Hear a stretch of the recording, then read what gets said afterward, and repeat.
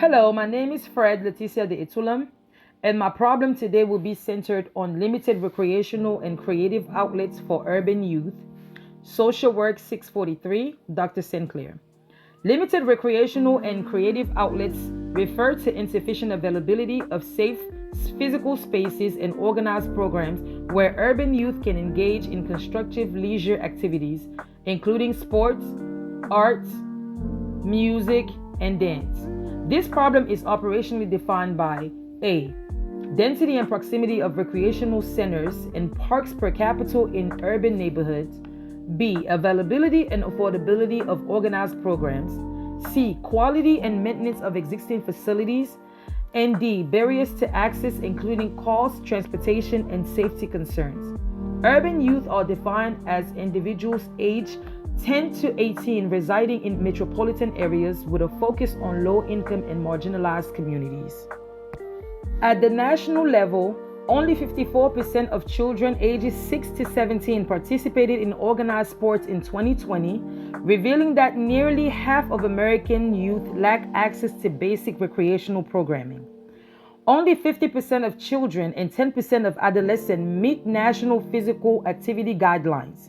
Youth from households earning 400% above the poverty line participate in sports at a rate of 76%, compared to only 41% for youth below poverty lines. Maryland reflects these trends with intensity in urban areas. The state allocated $4.2 million through the Maryland Department of Natural Resources for recreational facilities, yet this addresses only a fraction of infrastructure deficits.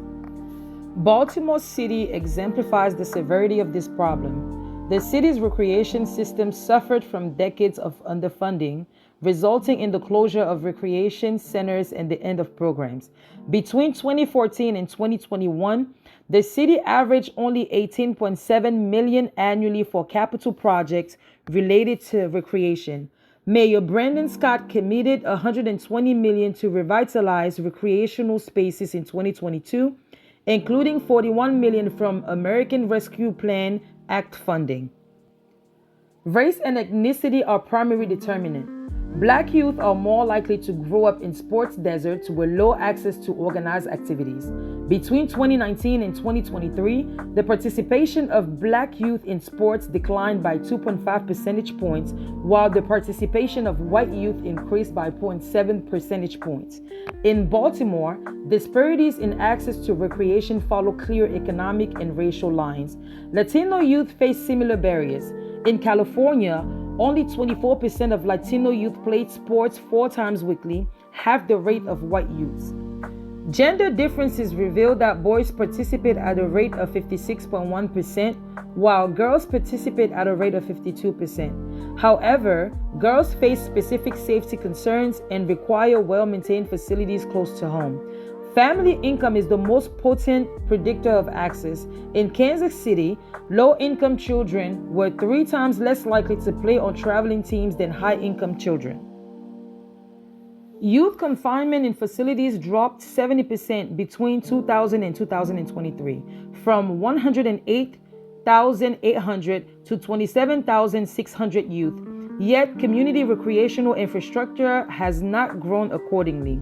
In Baltimore, Mayor Scott's administration allocated $32.3 million, $59.4 million, and $26.6 million for capital projects in 3 consecutive budgets, significantly exceeding the previous 8 years' average and representing a significant shift after decades of decline.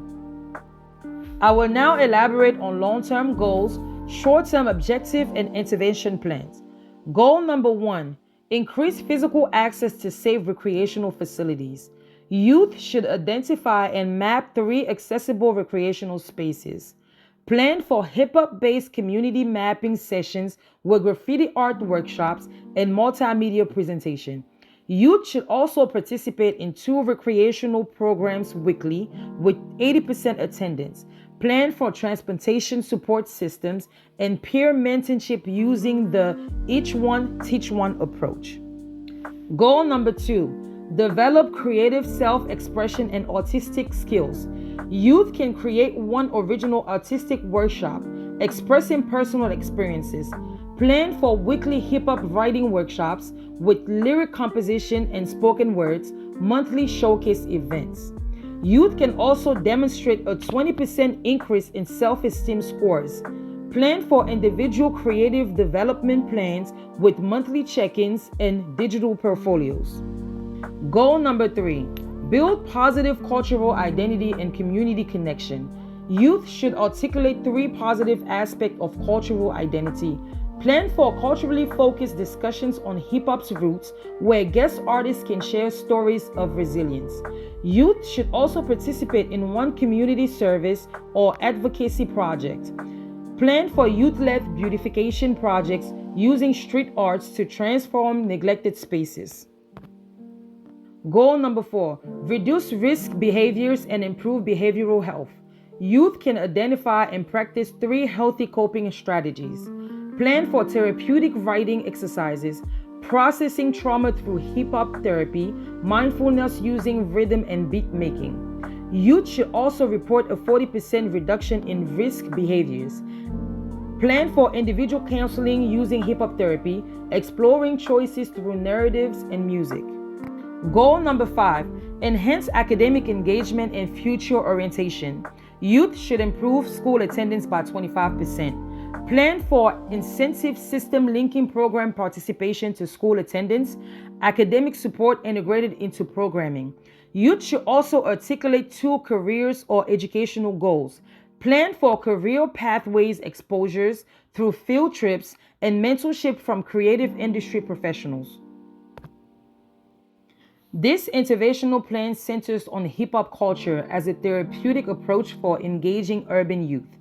Hip-hop therapy, as explained by Hadley and Yancey in Therapeutic Use of Hip-Hop, recognizes that hip-hop functions as a complete cultural system encompassing identity, values, community, and resistance to marginalization. For many urban youth, particularly Black and Latino teenagers, hip-hop culture serves as the primary lens through which they interpret their experiences and construct meaning. Hip-hop is rooted in storytelling through rap, graffitis, and dance. The primary therapeutic strategies used in this intervention are the lyrical writing and spoken words as the main ways to process the trauma, explore thyself, and who one could be in the future. Youth can create meaning through their language and rhythm, that is, their voice and agency are realized. My personal reflection and advocacy commitment is as such. Lacking leisure facilities amongst the youth in the city is a moral failure. We are not investing in community infrastructures that will guarantee the success of all the youth, and that has resulted in unequal access to the same based on family wealth. Generations have not been given safe spaces to play nor resources to develop talents in Baltimore and cities around the country.